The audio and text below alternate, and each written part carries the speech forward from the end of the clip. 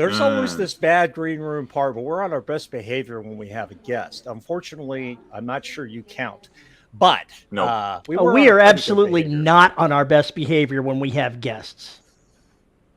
I blame you. Just ask Rick Shaw. He'll tell you. Oh, come Hi, on. Rick. Rick's in the We've chat. had dinner with that guy. We know him. He doesn't count. He doesn't count.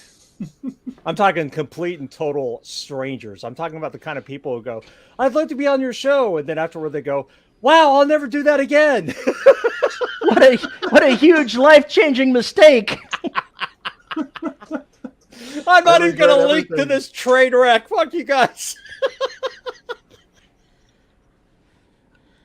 Oh, now Rick's all offended. I didn't say you didn't count. I said you didn't count in that instance.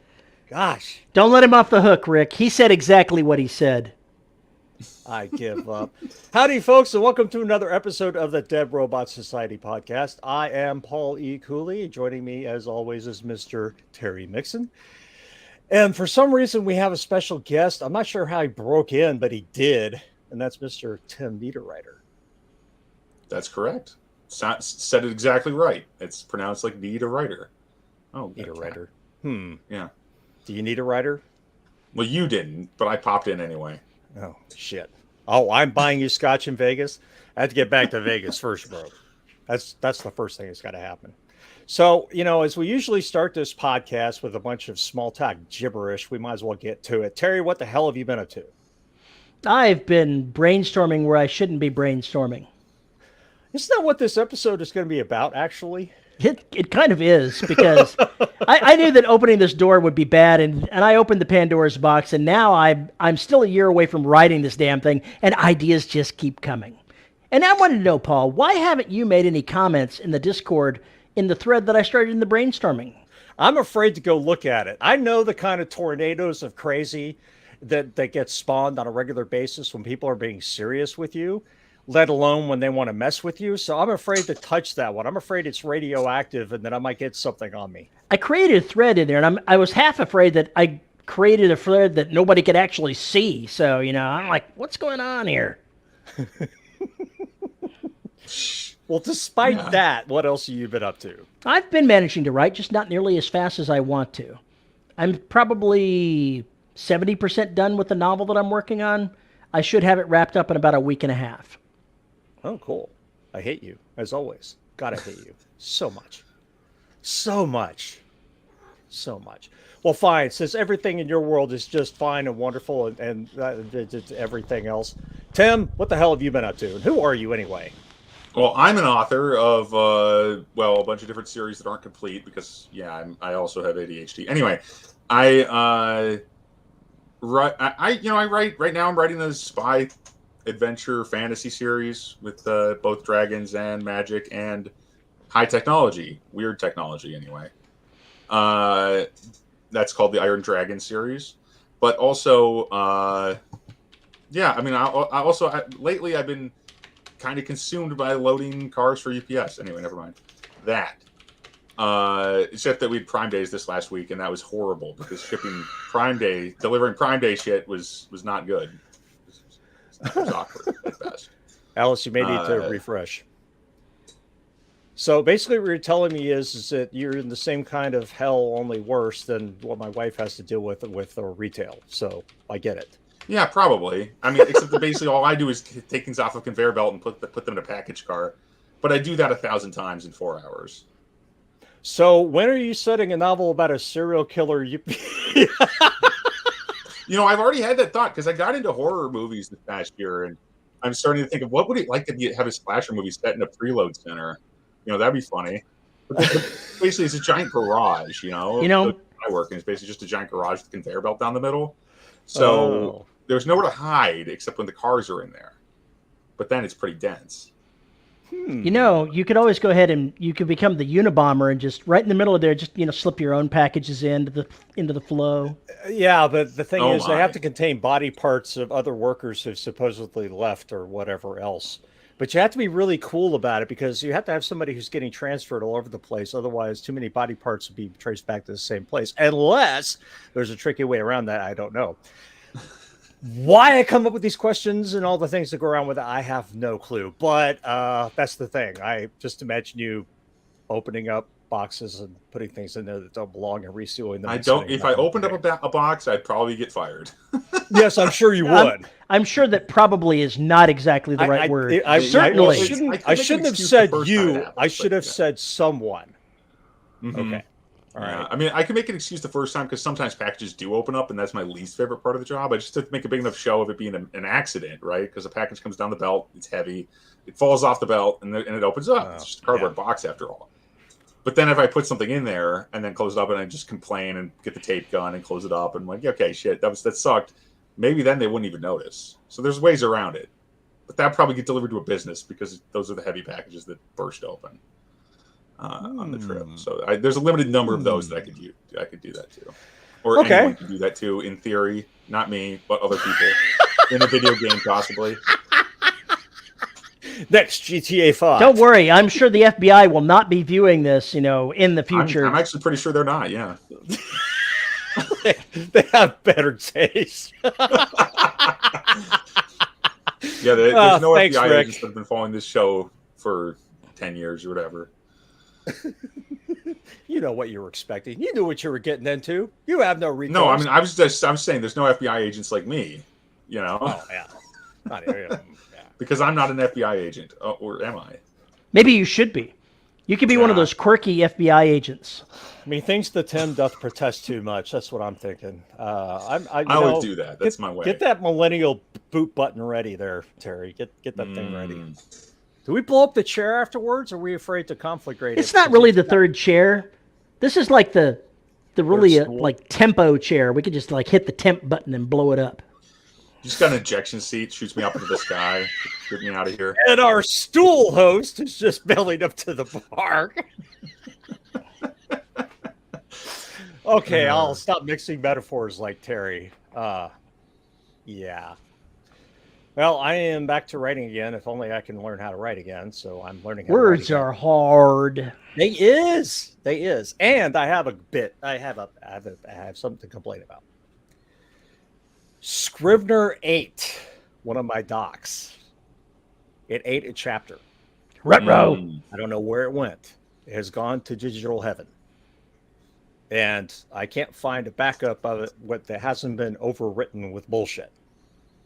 So I'm pissed because I remember liking this chapter. It had a great sex scene in it. 2 of them. 2 good sex scenes. And I have to rewrite it. I'm annoyed. You know what? You know how you can get around that, don't you? By writing a new one? No. By having the area where it saves the files that you're talking about to an area that's backed up into the cloud. Yes, it was backed up on the cloud. There are versions. Only going back so far because something happened. But what I'm saying is, like with the one that I use, it's saved on Dropbox, and Dropbox ate it. I'm on Dropbox, and it saves every revision of a file for a year. And I can't find the one that works. They're all overwritten with garbage. Oh man, this must have been a long time ago then. Actually, for this novel, not really. It only been 4 months ago whenever this happened. Then the first iteration of the file shouldn't be overwritten by anything. But it didn't have this chapter in it. Well, it's something else to complain about. I've seen Scrivener do this before. So I don't know if it's Scrivener or Dropbox or whatever that's doing it, but for some reason, just one of those files, like an RTF file, the actual underlying thing that Scrivener actually saves the file to just goes away. Do you write Word? Do you save it in set? This is a Scrivener file that you don't save to Word. You're talking about an actual Scrivener file. Mm-hmm. So the way I do it is I record to a single chapter. Mine are all broken up into chapters. So at worst, I've lost a part of a chapter if something goes wonky. Well, that's what I do within Scrivener. But see, now I have my NAS.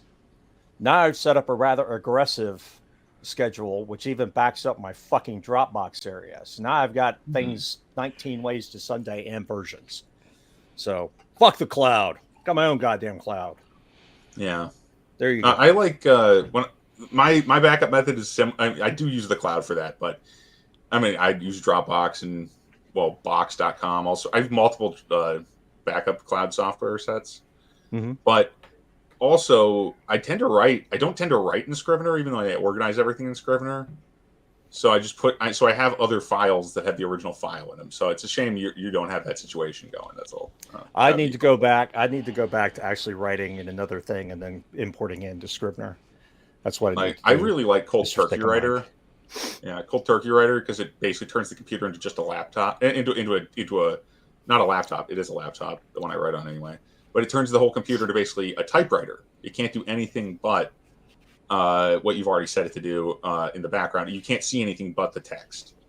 That's very me in nice. composition It's a little mode. program, and it only exports to TXT files. So it's really simple. It makes a nice little TXT, and then I can just paste that stuff into Scrivener. And Too much work.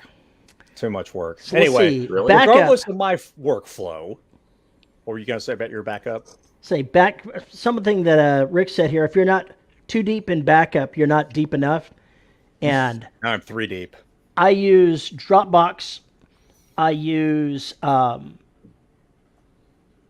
the various thumb drives I have around to save off monthly. I'll snag a compilation of whatever files I've got there. And I also have FileZilla? Is that right? No, it's Backblaze that does backing up the entire computer. Why did you get files? I don't know. Just ignore me on there. But Backblaze to back up the entire computer. So I've got 2 cloud storage backups and 1 local. Oh, and I copy it to the other hard drive as well. So it's on multiple hard drives. Now I got my NAS going, I'm much happier. That was a very good investment. And once I exhaust 4.2 gigs, I just slam new drives in and we'll just keep going. I'll be happy. Anyway, regardless of that, I'm back to working on track 9 because I tried to get back into Proxima's, whatever I'm calling it. I haven't decided yet. I really should figure that out before I sell it. I haven't gotten back into writing that. I need to go back and reread it. I reread track 9 and went, God damn it, I need to do this. So I'm going back into that. It's already like 47,000. It'll be back at 50 once I rewrite that chapter. Assuming I can't find it somewhere, I'll do another search. I'll see. I'm dubious. I may have to go through 4 goddamn disk drives to find it. And at that point, might it be faster just to write another chapter? I have to get back into headspace. It really sucks. That's true. I have to get back into headspace. I really liked where I was with this book. I really liked the way the narrator is talking and everything else. I just need to get back to it. But for some reason, it's calling to me. I need to get away from the sci-fi for a little while. But regardless of all that, that's what's going on in my life, except for the fact that I've seen this bullshit going on Discord. And yesterday in the DRS Evil Host channel, Terry started mentioning all this stuff that just had names. And then he was going, I don't know what this is. What is this? Why does this exist? How does this happen?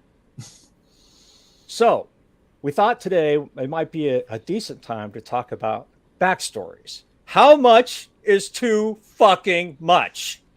That was too long of a title to call the show, but that's the implied title. Matt said, my wife just walked past and said, yep, he looks like Saul Berenson. Who the fuck is Saul Berenson? Hey, V. Oh, is this a good time to tell V that we replaced her? Again? Somehow I think this isn't what actually happened. But the amount of booting talk I hear around here, come on. No, she's this is not going to be a long-term replacement. Star Wars prequels, too much backstory. I can't argue with that thought. I can't argue either. He was a character in Homeland. Oh, okay.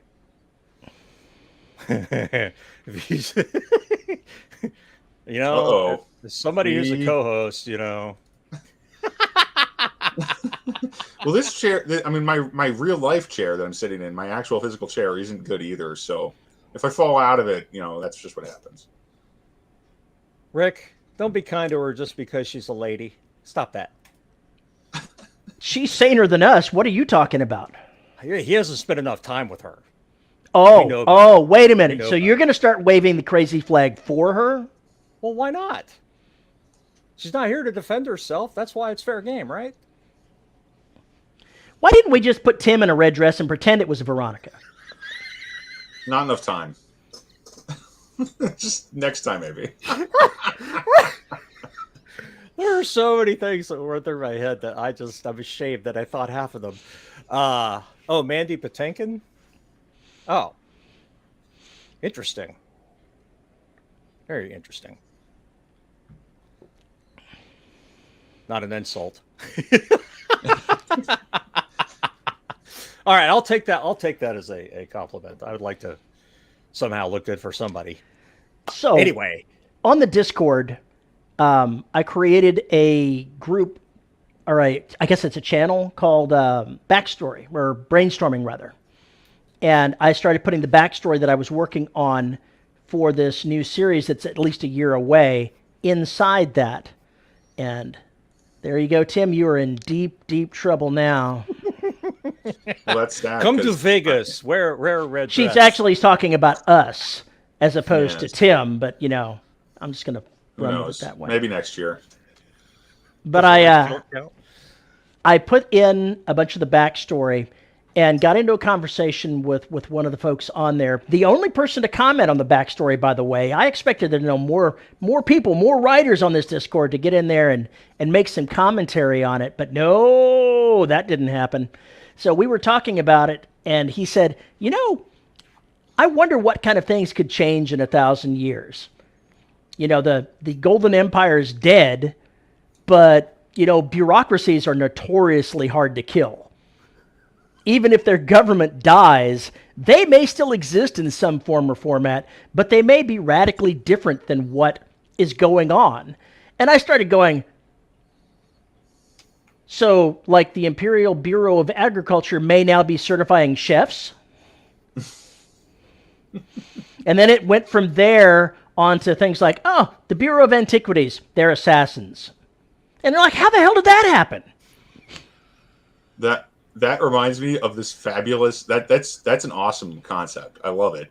And also, I think it reminds me very much of Ghost in the Shell standalone complex, where at one point one of the characters says, this is a team from the Ministry of Health and Welfare. They are professional assassins and they will kill you.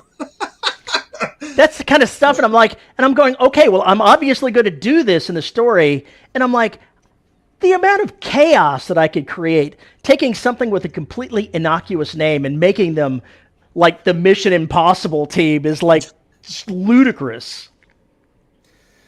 If you think about it, though, you look at some of the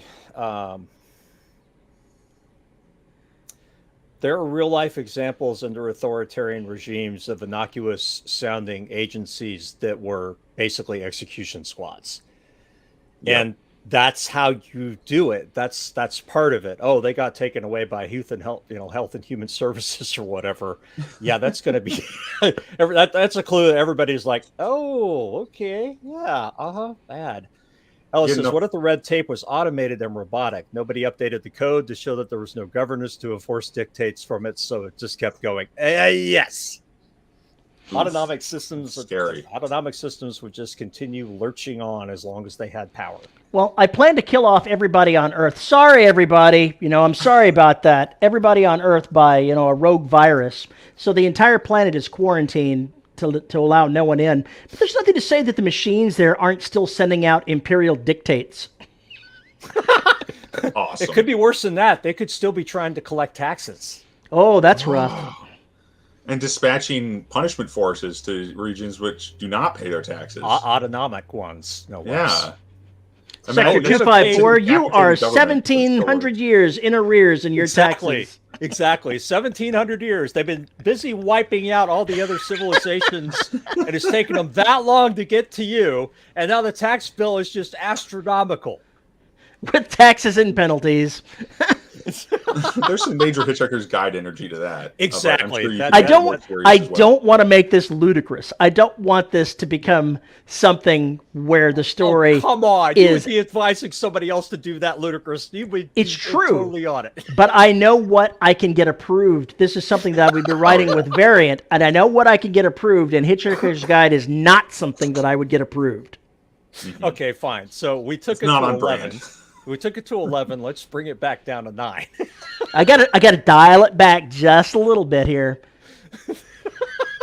Now I want ludicrous speed. Yes. They've gone plaid. Sounds like the 100th monkey effect, where processes just exist because they always have, and nobody knows why anymore. That's exactly it. I want to have something like that in effect, Matt, and I'm trying to get my head around how I can do that without just going out of control. I've got to keep it, on focus. It's got to be a science fiction, space operatic story with military elements to it. But I want to have some of that in there. Now I know you didn't like the books of this you've read or that you've tried, Terry, but that sounds a lot like Warhammer 40,000 as well. It's too dark. Warhammer 40,000 is just too dark. You don't want to go that way, but there's definitely a lot of that. Nobody knows how this weapon works. How this remove the zealotry. Remove the zealotry. I gave some examples last night or whatever about the antiquity. That basically, if you have a relic you're not supposed to have, they take it away. They keep the devil's toys away from the children. Mm-hmm. Veronica says, you've been selected for a random compliance check. Please submit for a full cavity search at dawn and bring your processing fee. Jennifer Government, if you haven't read it, read it. Oh, yeah.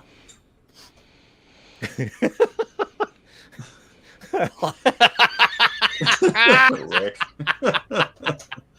Oh, man. Yeah, I love that idea that there's agencies that are still running around in some capacity, even though the empire is fallen and everything's gone. But there's some sect that still remains that is still trying to do their primary function, because government or no government, empire or no empire, they have to do this shit to save what's left of humanity, which is make sure they don't get these toys. Well, they'll think, every group would think that when they started out. But their idea of saving humanity after 1,000 years may not exactly match up with everyone else's ideas. This is very, very true. But I would imagine there's still some core that's trying to operate as originally intended, even though the spider rings of crazy and bureaucracy that are around it are no longer doing that. George Decay in the house. Ah! B says, like the jury summons for a jury that no longer exists. It gets delivered and you must show up. Yes. And when do you get to leave? You don't. Because there's no jury selection. So you're stuck there forever. You can't leave until you're selected, but there's not going to be a jury selection. Now imagine the civilization that springs up in the jury room, in the jury summons room, where the people who actually answered the call showed up and they're never allowed to leave, but they have to survive somehow. What would the Imperial Census Bureau be doing 1,000 years after the Empire falls? Oh my God, there's no telling. There's no telling. I'm just imagining the Census Bureau in a space opera setting is pretty terrifying in its own right. Even if it worked, even if it was in a fully functional society, that's pretty crazy. Oh my God! Imagine how they handle that.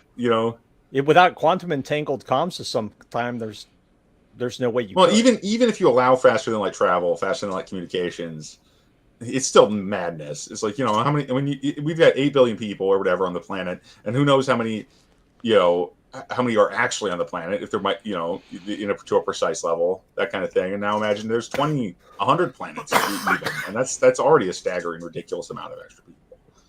I'm going to count every one of these people. We're going to have a running tally, and we're going to post it, and that's going to be that.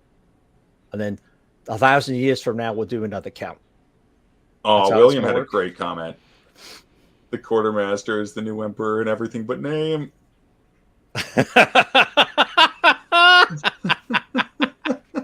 I like that.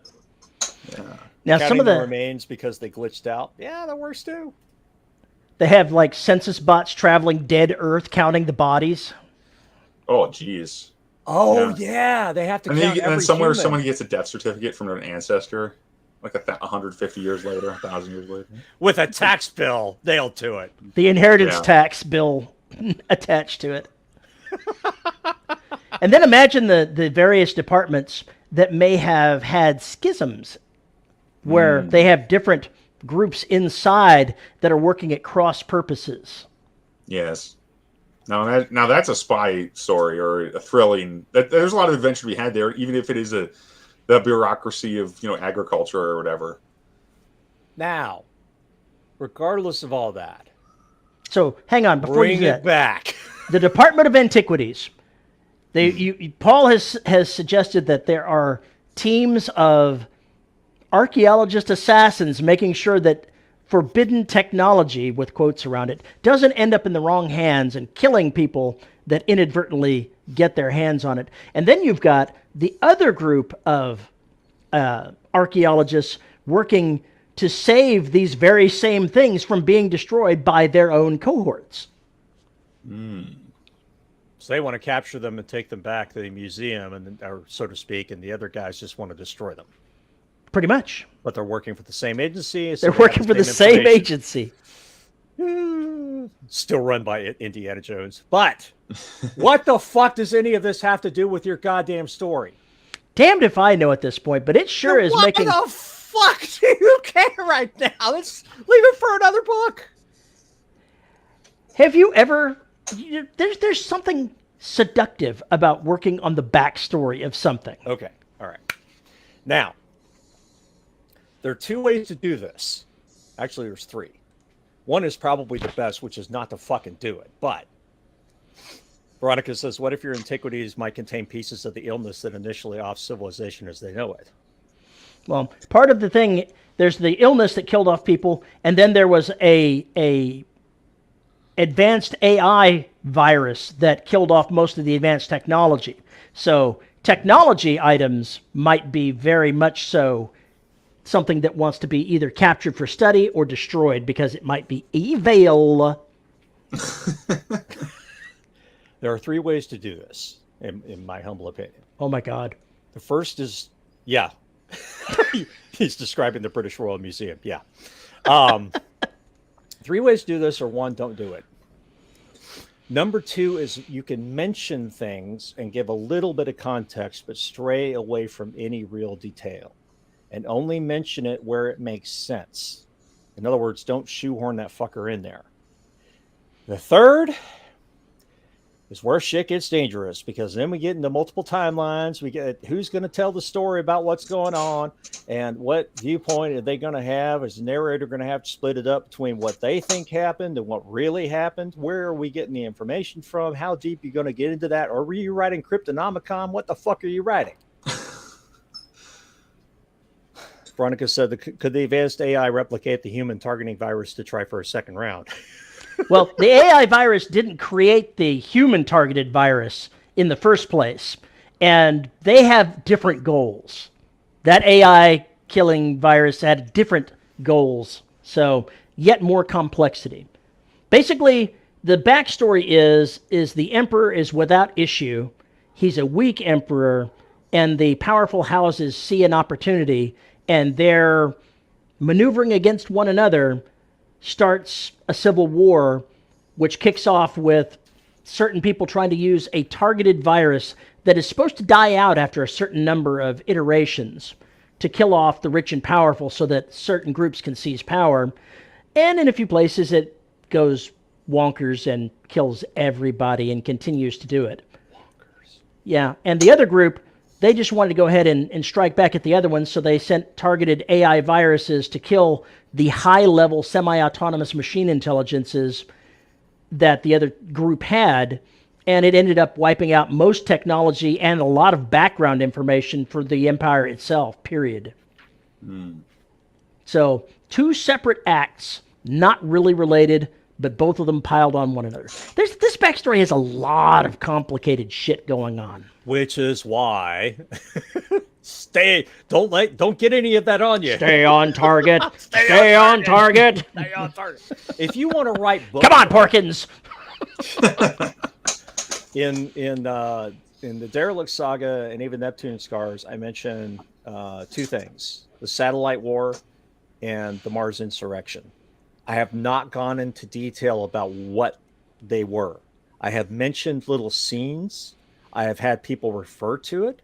I've had people have memories from it, but nothing has been explained about what happened, why it happened, and why these people survived, or how they survived and what they did to survive necessarily.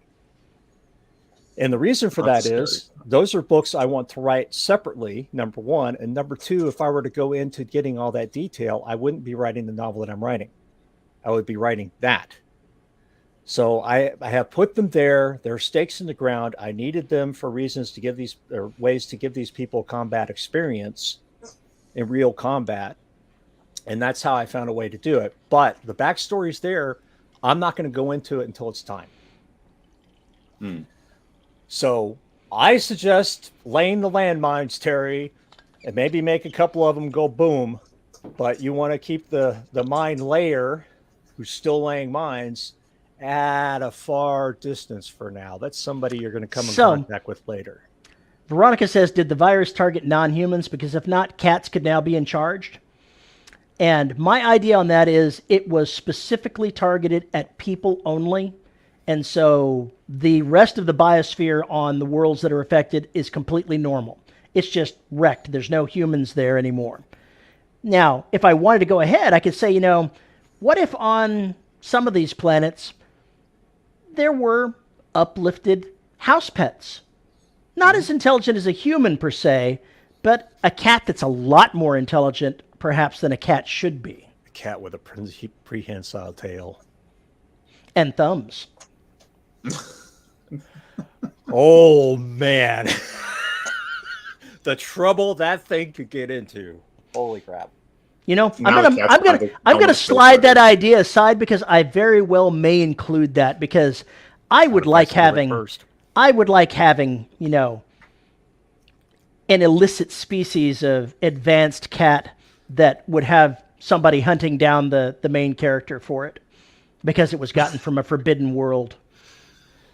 I've had the idea that since Trident Station is going to be taking on a lot of cargo from all over the solar system, that rats might get aboard, which might lead to ship's cats. So we'll see like how that an alien. Goes. Yeah, that's why you have a cat. That's why the ship's always had a cat. Take care of the rats. That's their job. Yeah, big old cat for clearing out the vermin. Oh, here you go, Paul. This is something you need.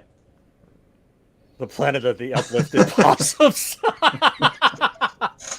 Well, here's my little guy. My little possum. Oh, geez. He's all decked out today. He's got important He's got his Guy Fawkes mask. Yeah. He's ready to go. He's ready to go. He's ready to rock and roll.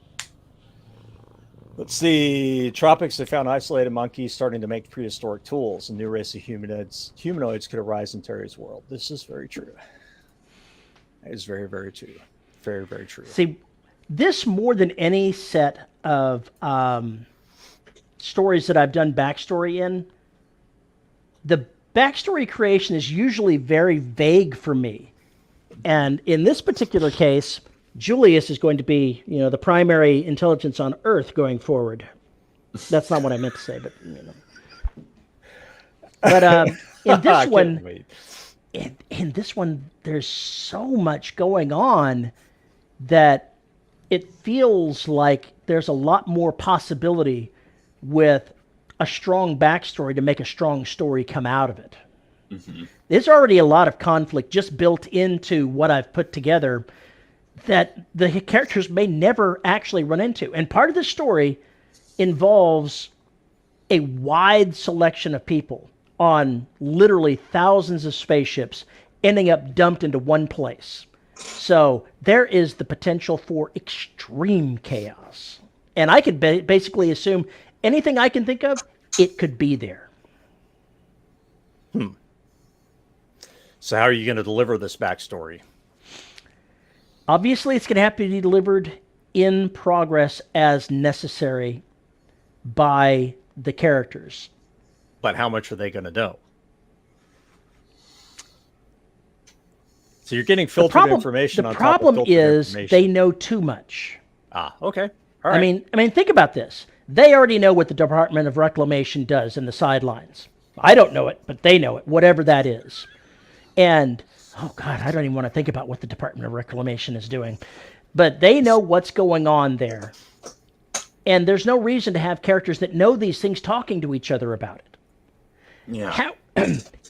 That said, I'm going to have one of the old Imperial intelligences. It's not an AI. It's a semi-autonomous machine intelligence, so it's like a low-end, not quite sentient AI. Oh, so it's basically one step above ChatGPT and several steps below general artificial intelligence. Maybe it might be edging into the applicable lower-level general artificial intelligence. It's not, a free-thinking person. It's information, that's all it knows. It may have developed in the 1,000 years that it was isolated alone. What else did it learn? What else has it been doing in those 1,000 years? But that's another story entirely. But it may have elevated itself beyond that to become a true sentient being, and it has no idea what's happened in the last 1,000 years. So there is something that I can have explained to it, and that it's always good to have someone that knows nothing so that you can explain something that you need explained. Terry, do you see Rick's statement there? Oh my God. I hate writing story Bibles. Terry, what have we learned? That you really need one. What are we going to do? I'm going to ignore it until it blows up about book 7. Okay. I'm going to give you an F for effort. I want to give you an A for honesty.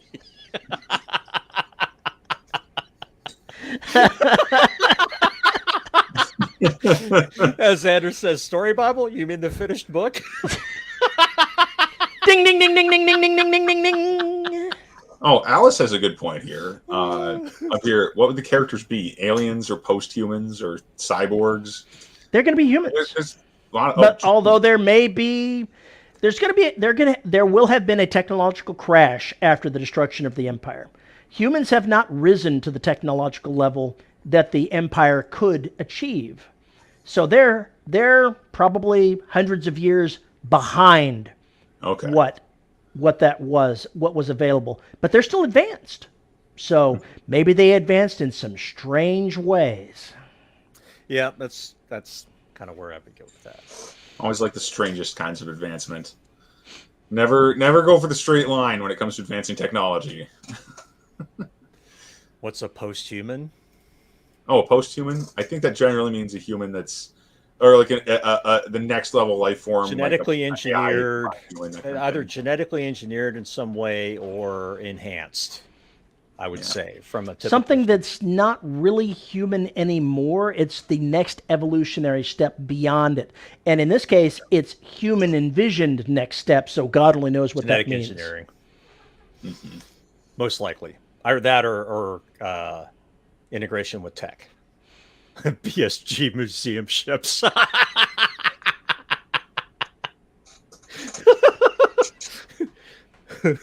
Oh, Veronica, a mail delivery person is a post-human. Nice. That was all of them are all of the post-humans are then played by Kevin Costner. Oh God, why did you do that? Why? That was a worse pun. Stop it. Oh, yeah. Perfect example. Xander asks, have you seen Batman Beyond? Because there's an episode where they go beyond human. In fact, most of a lot of the gangs in that show are post-human, I would say. Matt says, and then you need a subrace of mages who are actually just regular humans, but they have knowledge of the technology that was lost, but are hiding it behind magic. I was envisioning that being part of the Department of Antiquities. So we'll see how that plays out.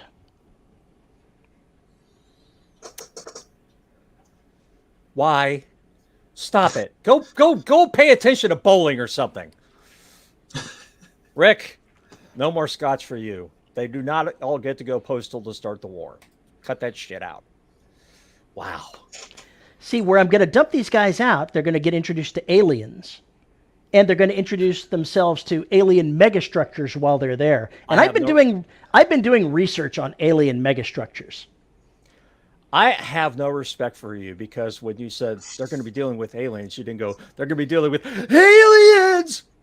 Well, I have no idea what aliens are going to deal with. But I think where I'm leaning with the aliens is I'm going to really confuse them and have the aliens be maybe 80% human, maybe 90%, have recognizable human DNA and no explanation of exactly how this happened. So they'll be a lot like Star Trek. I'll put ridges on their head, I'll put ears, I'll do the various things like that that'll change them. And people would go, this is impossible. This is completely unreasonable and impossible. This could not happen. And yet here it is. Alien human chimeras. You've gone full space wizard anyway, dude. Somebody told me that. I was going Yes. full space wizard. Oh, the machines tear into sperm banks to breed more factory humans to pay bills on the records. Ooh. That's creepy.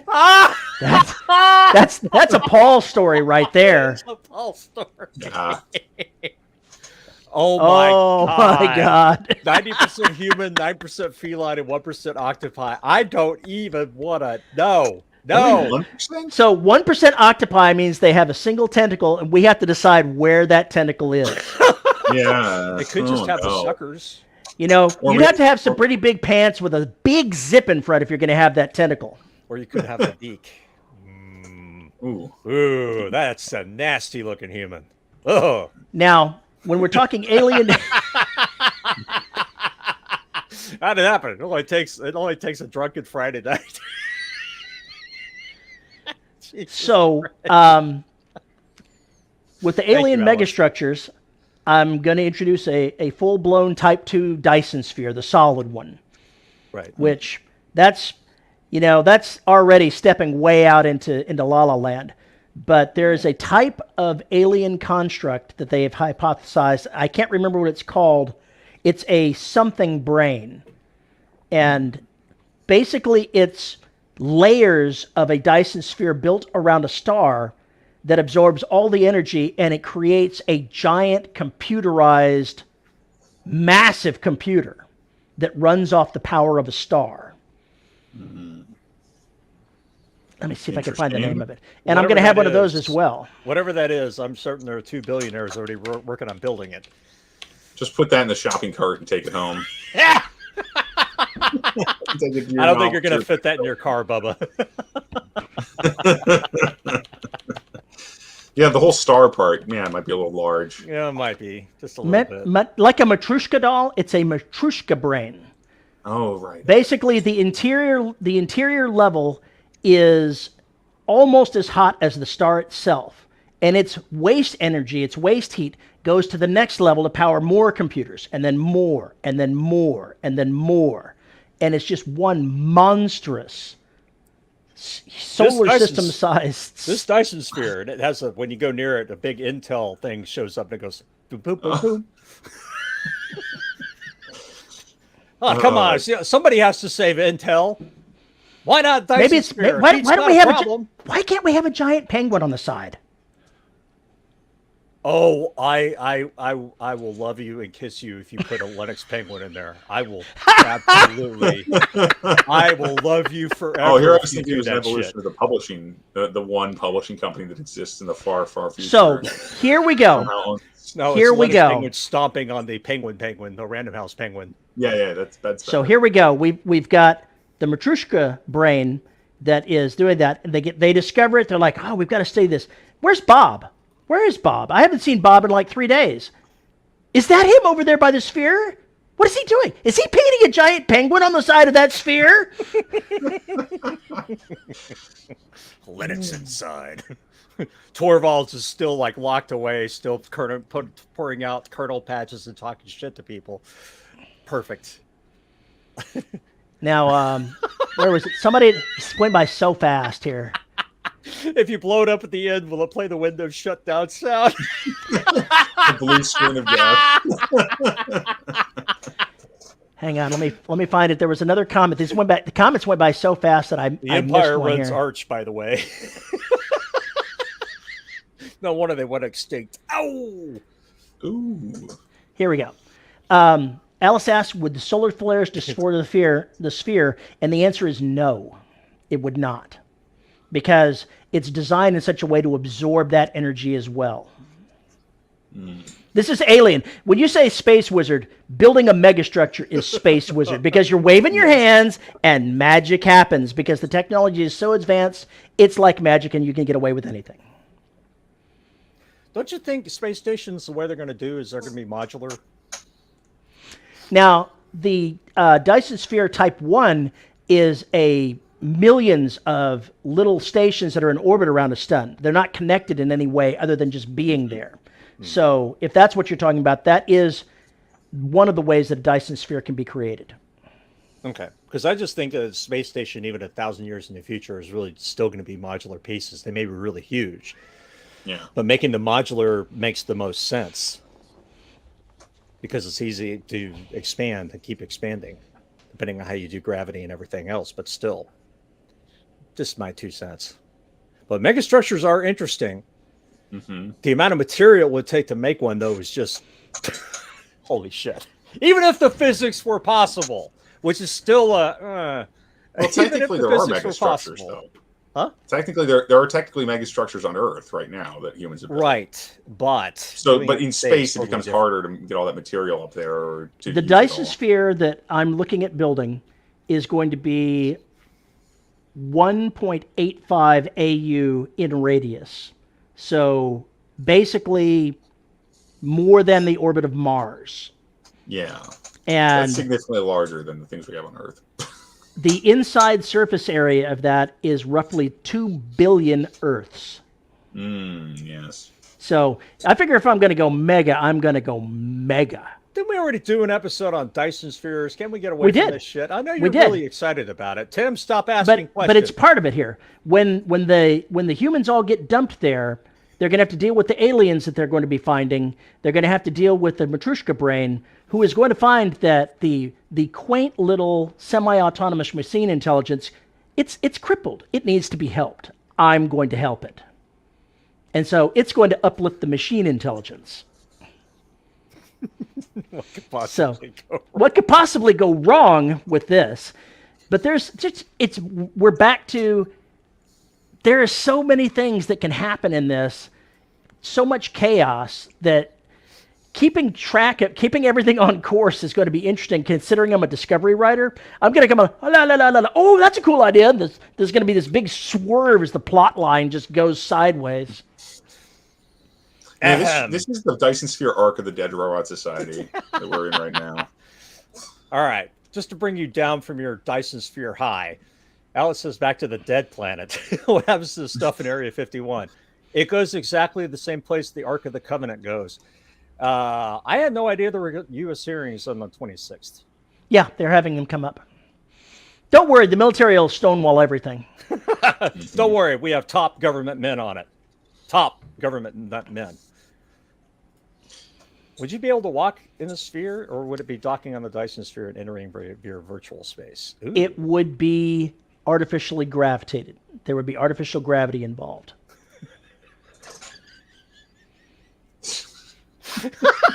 Okay, just because Brett said that, I am now going to include the hot ball chick.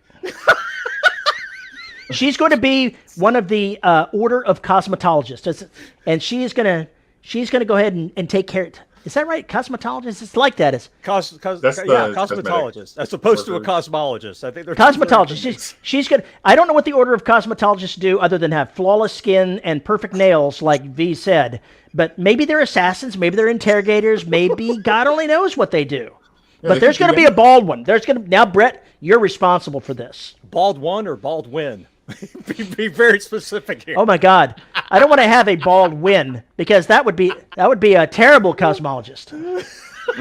Cosmetologist, get your shit straight. One I think studies universes, the other one not so much. The other one's taking care of my beard. A little smaller scale focused, yes. Yeah, we need to pass the hand and have a neon hat and have a neon sign flashing story Bible over Terry's desk. Yes. Yes. Baldwin. You know, that's one of those things where it's basically two different opposing ideas and it's not possible to put them together. James Baldwin AI. No, it's definitely got to be. They've definitely got to be a torture detachment. They've got to have agents like that track people down and remove parts of them. Maybe maybe the add-on nails are made of titanium and they use them to make slices on people. Yeah, something like that. Wow. Just wow. But they look great. Yeah, they're fantastic. Or they've got like lasers in their fingernails. Those fingernails are perfect. It's perfect. It's the telephone sanitizers from Hitchhiker's Guide. That's who formed humanity. That they were the only ones to survive were telephone sanitizers. Absolutely. That's why it took so long to reinvent everything else. Yeah, exactly. They were stuck on Earth for thousands and thousands and thousands of years, and they evolved to where we came in. Yeah. Bad news.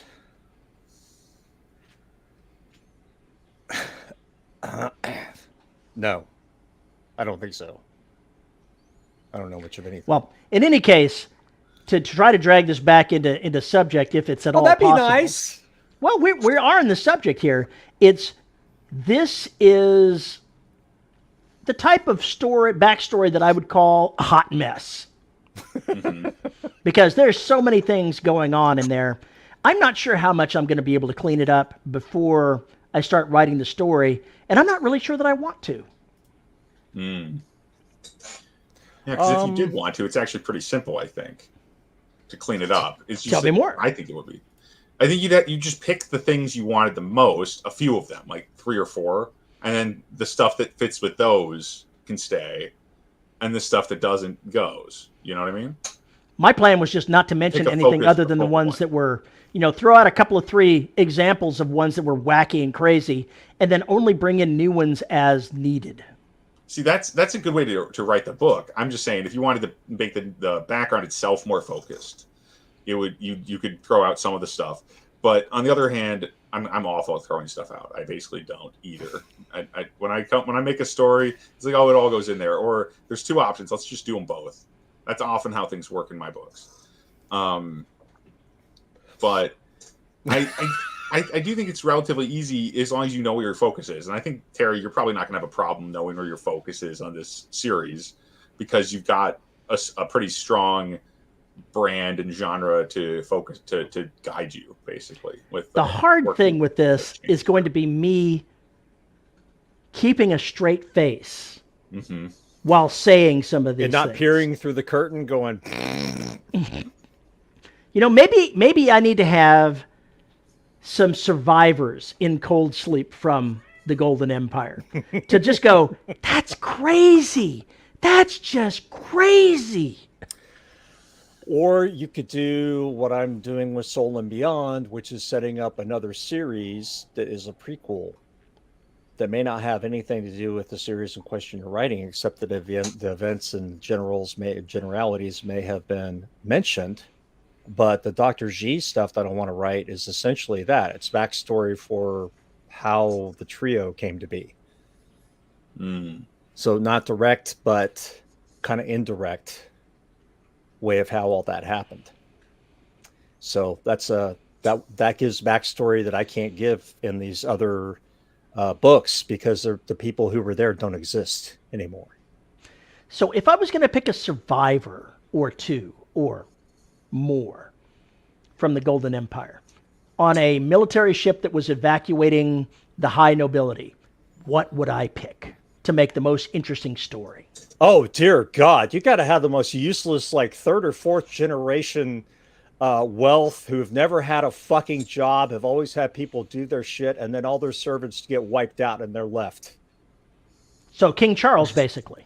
Yes. Inbred. Yes. Or maybe not certain billion, whatever. But somebody who's never had to do anything, never had to get an education, never had to actually try at anything because mommy and daddy's wealth from 3 or 4 generations back is what allowed them to live in their luxury. The court jester. He'd be the smart one. The court jester would indeed be the smart one. He was a stand-up comedian. Yeah. They brought him along, and he's a stand-up comedian that had to perform or be executed. You got to be sharp. Yeah. You got to be sharp for that shit. Or you encounter something sharp if you're not sharp enough. Space janitor Joe Dirt, who was involved. Yeah, the only people that would survive are the maintenance people. Maintenance people might be the only ones who survive, besides the idiots, the first class passenger idiots that survive as well. I think that if I'm going to have to do this, it's going to be one person. Probably. Okay. Otherwise, it's difficult. Idea, actually. Well, I was just thinking about the pharaohs, because they bury workers with them. They buried a lot of their. They had to have people in the afterlife to serve them. The court jester idea is actually sticking pretty well with me. I think I may run with that. Oh God, that's a first-person novel right there. No, he's not going to be the point of view character, although he may have some points of view to have in this. I generally have 4 people as point of view characters during the novel. And since he's the smartest bulb in the batch, he might have rigged up his own cold sleep chamber. And when he heard word of, oh, somebody's got a cough, up into the cold sleep I go. I'm not going to die. In I go. And then nobody knows he's there until they're all dead. So he escapes because of that. That's beginning to sound like Futurama. Alice says, what about a flat earther called back? Well, sir, we've got a problem. What's that, sir? We found your coffin floating in orbit around the planet. Around the planet. It's a Discworld, that's all. The ancient is either the court jester or the janitor. Way too knowledgeable and constantly lurking in the background laughing. Yeah. And half insane. I'm not sure that I could be, funny enough to be a court jester. Yeah, I kind of like the idea that he's almost like an open mic comedian or something. So, but he was in trouble for something, or he was one of the. Honestly, he could have been somebody who got a viral breakout, but wasn't really that funny to begin with, and so he's just there to say the one joke, and then everything goes down. He's sitting there studying how to be funny. Maybe he's a janitor and an open micer, and so he's just got it's his day job. He's a janitor, and then he gets called in to help with the. See, this is where I don't throw out anything. Let's just use both of them. Just make him the same character. So so he's basically some blue collar guy who now has whatever a Golden Empire janitor is like. There's probably a lot there too. But then also he knows that he had like one viral sensation YouTube video type thing, and now he's. So I shouldn't bring the cast of the Kardashians in on this. Even the point of him being here now? That's how he's gonna feel, So I shouldn't bring the Kardashians in on this? No. No. Though, I mean, honestly, celebrity stuff is very fascinating for what are future celebrities even going to be like? Is that, I mean, not like them, but what is the be like Ruby Rod? It's going to be crazy. Well, I think what Tim's also talking about is it going to be the Iduro effect that Gibson was talking about, and Peter F. Hamilton talked about this too. And I guess so did Neil Stephenson, about basically the avatars, the mending with the virtual world through tactility sensors and everything else. Can you live a day of this person's life? Kind of thing. Is that what's really going to happen? Is your TikTok star going to be the person who takes you around, goes shopping, says funny shit, but you're seeing everything through their persona? Or are you seeing everything live, but you're feeling what they're feeling? I have no fucking idea what that's going to look like. So maybe it shouldn't be a person. Maybe I should go ahead and take somebody's sport double, i.e. a mechanical body that you can upload your memories to, and have that as the survivor. That'd be cool. I think that's a great idea. I'm stealing that from David Weber, who in his Safehold series they uploaded a character to basically a robot meant for extreme sports that can look human. So I'm stealing that idea. That's the other thing. The tour guide is kind of you may remember me from such Dyson spheres as this one. this enormous. So you're saying Dyson you should say I should go with the major domo. Well, if you Yeah. have a comment that's not about Dyson goddamn spheres, you Oh, can you're send an just email to jealous. show@robotsociety.com. You can find me on Mastodon at Paul_E_Cooley at VYRSE.social. You can find us on Facebook at Listeners of the Dead Robot Society Facebook group, which Terry apparently is going to create a clone of that will be public pretty soon. Terry mangles all the madness there. You can find us at YouTube at youtube.com/DRS podcast to see Tim's ugly mug and mine too. Terry he looks far too stately to call ugly, but I do think he looks Methuselistic. And if you want to support the show, you can find us at patreon.com and buymeacoffee.com, both /DRS podcast, where for as little as $1 a month, you get access to exclusive content like DRS After Dark, which is coming right up in about 10 minutes. And at the $10 level, you get your name read. It would have helped if you had that open, right? Our $10 patrons are. I do, as a matter of fact. Isabel Cushy, Lisa Slack, and Tony L. Joy, because I'm not going to mention the other two names. So there, for reasons. You're just rude. How dare you, sir? How dare you? My $10 is worth my name. Well, now it's out of the bag, you fucker. Tim Niederreiter's also in there. Now it looks like we're pay to play. Thanks for that. Really. Well, what about the fifth person? The fifth person? You said there were two people you were keeping out. Yeah, you did. Well, there was that Veronica Chiguera person. She deserves to have her name read. She's paying your bill. She's paying your bills, mister. See, that's what's... You don't have to bring this up. No, it's... No. Yeah, this is a little awkward. Sorry about that. So now that we've gone through that, I look like a total asshole. Well, I'm going to drown myself in a cup of coffee. And I get my coffee from corpsecoffee.com. Visit corpsecoffee.com and check out their wonderful array of coffees, boutique teas, and their weird webcomic. Visit corpsecoffee.com and get the dead in your cup. Brett says, why would I pay $10 for Dyson Spheres? He just wants to hear. He'll pay $10 if we mention a bald one every week. A hot bald one, a hot bald chick. What I'm really interested in is what Antoine is going to say as soon as he joins. Last week it was Spanish. What is it going to be this week? All right. Speaking of this week, next week, and the week after that, you can find us here at 3 p.m. CST every Saturday on youtube.com/DRS podcast. Like and subscribe. Hang out with us. With that, we are out of here. See you later. And this is the part where I hit end.